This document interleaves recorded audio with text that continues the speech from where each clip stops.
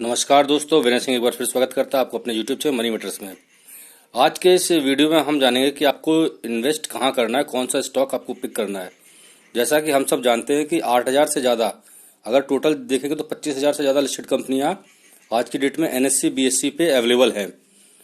But अगर हम उन 8,000 कंपनियों के बीच में फाइंड करने की कोशिश करेंगे तो ज़्यादातर लोगों को आप यही सजेस्ट करते देखेंगे कि आप निफ्टी 50 या BSE जो बेंचमार्क है उसमें ही करें।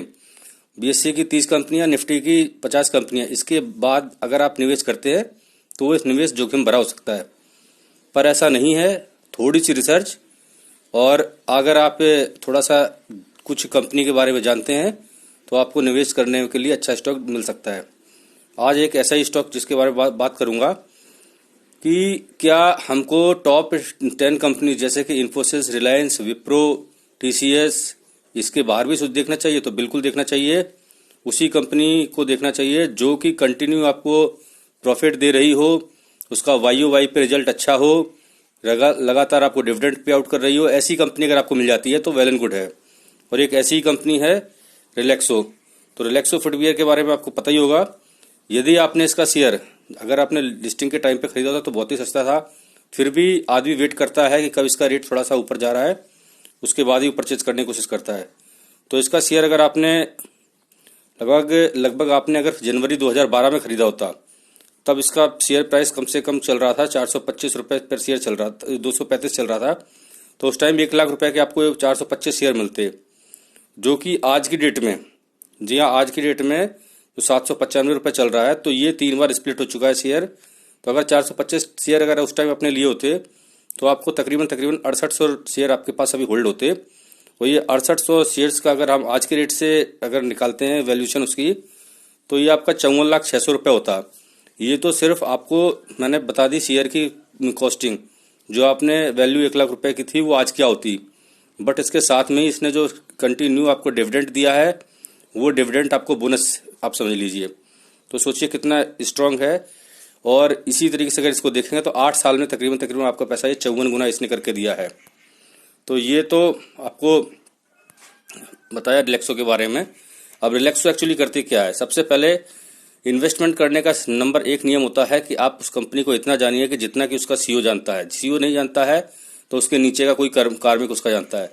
नहीं तो आप उस कंपनी के कार्मिक की तरह सोच के, जब उसका जो मजदूर होता है उस मजदूर की तरह सोच के देखिए कि इस कंपनी में कितना फायदा है, कितना प्रॉफिट है, कितना मार्जिन है। जो एक बिल्कुल जूनियर लेवल होता है उसकी सोच रख के आप दिमाग में बैठाइए, फिर आप इस कंपनी को के बारे में सोचिए। तो ये कंपनी करती क्या है? ये फुटवियर बनाती है, जो जूते चप्पल जिसको बोलते हैं।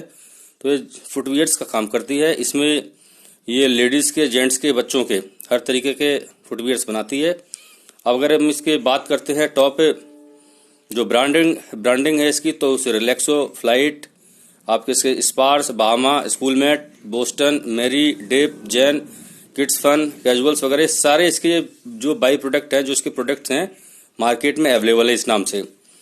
और इस कंपनी के लगभग 331 स्टोर से इंडिया के अंदर रिटेल है।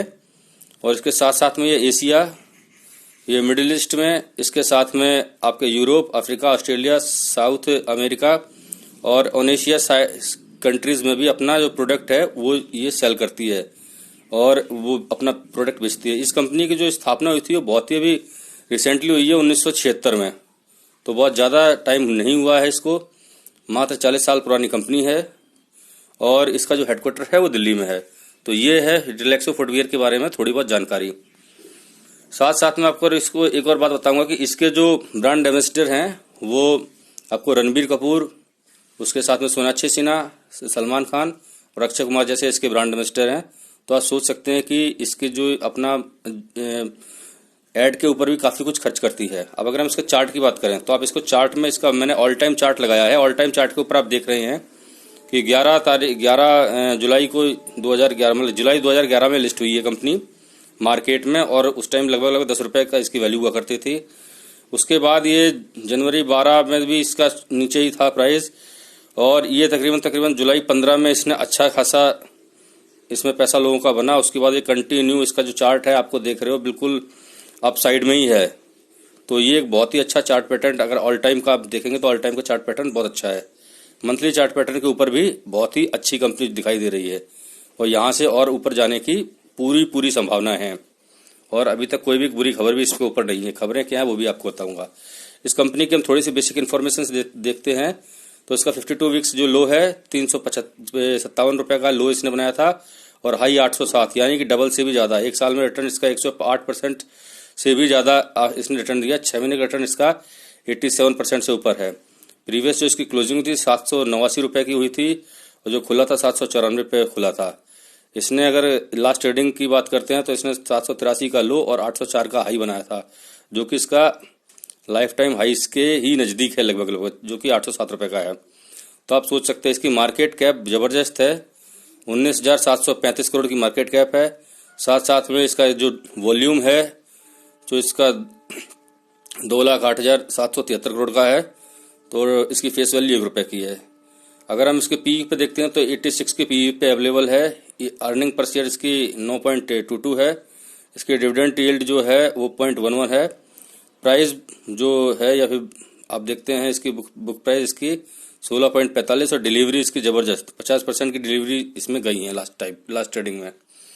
अगर हम इसके ट्रेडिंग्स की टेक्निकल्स की बात करते हैं तो इसका फर्स्ट रेजिस्टेंस जो बैठता है वो 798 रुपये बैठता है और सेकंड रेजिस्टेंस इसका बैठता है 807 रुपये पे।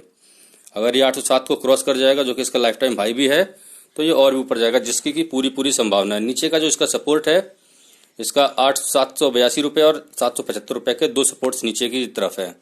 ये ब्रेक करते हैं तो नीचे जाने के चांसेस है, जो कि बहुत कम है। इसके साथ में अगर हम इसके मूविंग एवरेज की बात करते हैं तो 20 डेज जो मूविंग एवरेज है तो 20 डेमा तो इसका 733 रुपये का है। 50 डेमा इसका 669 का है। 100 604 का है और 200 दिन का अगर देखेंगे तो 518। तो आप ये देख लीजिए अपने 200 दिन के डेमा से तकरीबन 300 रुपये के ऊपर चल रही है कंपनी, इसका जो वैल्यू है। अब इसके अगर टेक्निकल रेटिंग की बात करते हैं तो ये इस पे वेरी बियरिश हैं लोग, इसके ऊपर जो भी हैं वो इस पे बियरिश हैं। टेक्निकल इंडिकेटर्स भी इसके बुलिश हैं, उसके सॉरी बियरिश बोल रहा हूँ, बुलिश हैं। और मूविंग एवरेज भी इसके बुलिश है और average moving coverage cross over भी इसका बुलिश है। तो आप सोच सकते हैं अगर सिंपल मूविंग एवरेज देखें तो 5 दिन का इसका मूविंग एवरेज जो था वो 782 का था, 10 दिन का 758 का था, 20 दिन का 733 का था, 50 दिन का 669 का, और जैसे कि बाकी मैं आपको बात कर ही चुका हूँ। तो आप ये सोच देखिए इसकी टेक्निकल्स भी बहुत ही स्ट्रांग हैं और ये अपने मूविंग एवरेज से काफ़ी ऊपर चल रही है कंपनी का इसका स्टॉक का प्राइस। अगर हम इसकी पीयर्स की बात करते हैं तो इसके पीयर्स में आते हैं बाटा इंडिया, मिर्जा इंटरनेशनल और इसके साथ साथ इसमें लिबर्टी शूज़ और खादिम्स इंडिया। अगर हम पांचों की बात करते हैं तो इसके अगर चेंज देखें डे चेंज में इनकी जो 4 जो नीचे हैं इसके पीयर्स उन्होंने लॉस दिया है जबकि इसने प्रॉफिट दिया है। अब यहाँ पे अगर हम बाकी सबको प्राइस के ऊपर भी बात करते हैं तो प्राइस मिर्जा इंटरनेशनल का जो है वो 61 रुपये का है। उसके बाद 129 का लिबर्टी का है, साथ में 120 रुपये का 55 पैसे का आपको खादिम्स इंडिया का। बाकी बाटा इंडिया का 783 रुपये है, जो कि आपको पता होगा आज से साल भर 1.5 साल पहले बाटा इंडिया भी तकरीबन इसी रेट पे चल रहे थे जिस रेट पे रिलैक्सो है।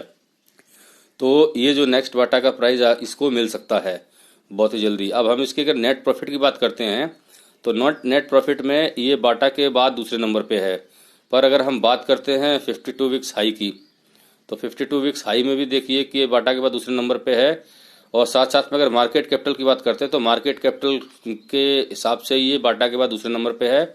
बाटा के पास जहां 2,29,000 का करोड़ का है तो वहीं इसके पास 1,97,000 करोड़ का। तो देख लीजिए मतलब ये मार्केट कैप के हिसाब से बाटा से कम है, इसीलिए इसका प्रॉफिट भी जो नेट प्रॉफिट है वो बाटा से कम है।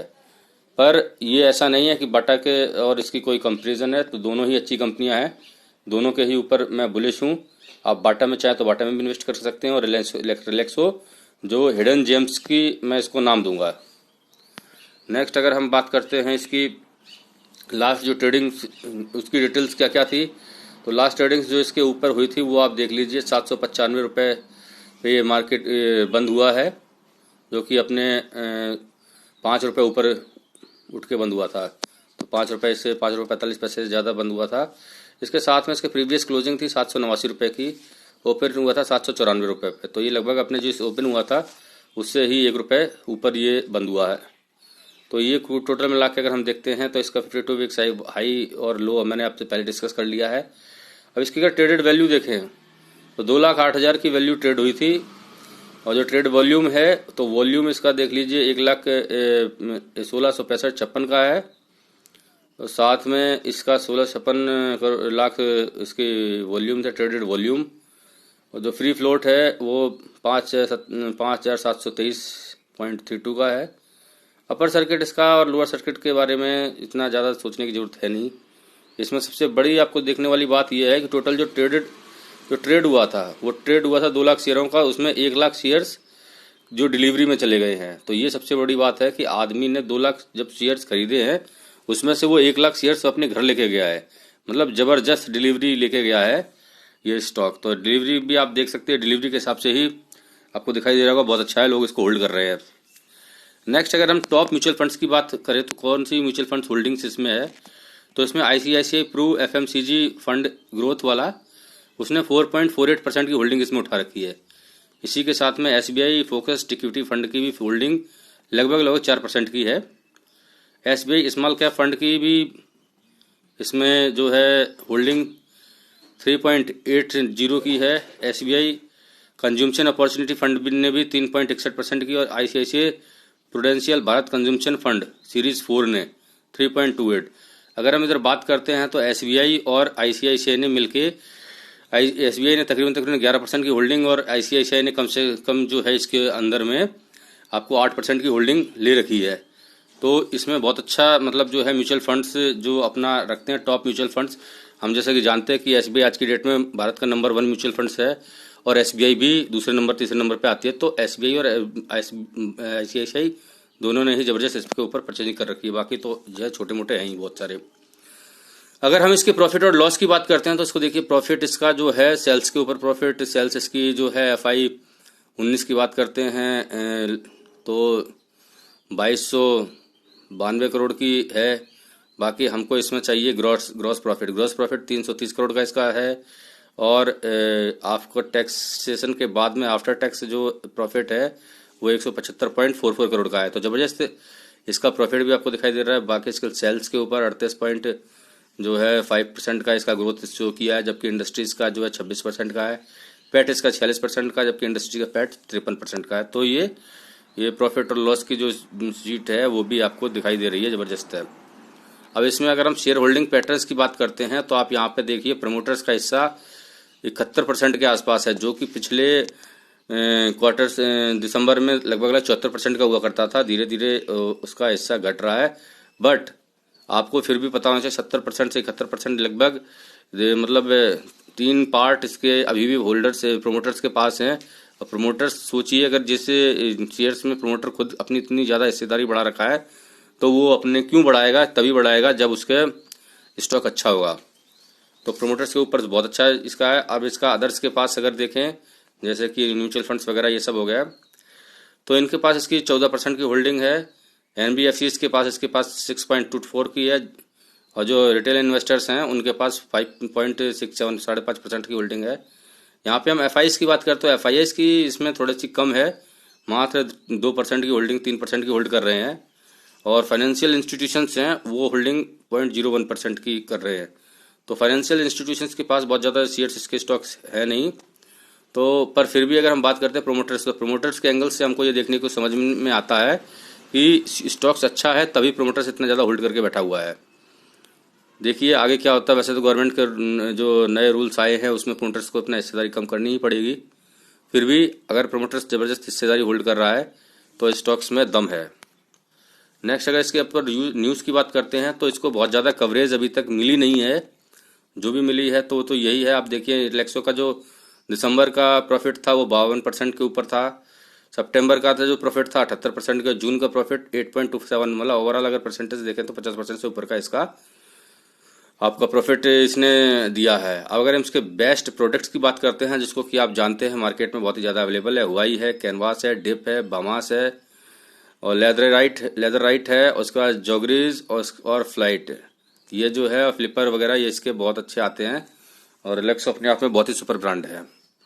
अब अगर हम इसको रिलैक्सो के ऊपर बाई रिकमेंडेशन तो देखें, शेर खान और ICICI प्रूडेंशियल इसको काफ़ी अपना कवरेज कर रहे हैं, जबकि शेर खान ने तो इसको काफ़ी पुराना इसमें अपना टारगेट दे रहा है, और शेर खान के अभी तक दिए गए सारे टारगेट हिट हुए हैं। अभी इसका नया टारगेट शेर खान ने दिया है वो 845 रुपये का है, जो कि अभी भी जो CMP से तकरीबन 50 रुपये ऊपर है, तो अभी भी आप इसको ले सकते हैं। अब इसमें बताते हैं फुटवियर से के जो शेयर्स ने जंप किया है वो क्यों किया है। जो फाइनेंस मिनिस्टर ने जो इम्पोर्टेड शूज़ के ऊपर जो अभी लगाया है कॉस्ट के ऊपर बताया, जो अपना प्राइस का जो भी कंसर्न थे उनके ऊपर बात की थी, इसीलिए बाटा हो चाहे रिलैक्स हो या फिर अदर शूज़ कंपनीज हो, इनके स्टॉक्स के प्राइस उसी टाइम पे भागे। तो बजट के बाद इनके स्टॉक्स के प्राइस भागने का एक और ये रीज़न था।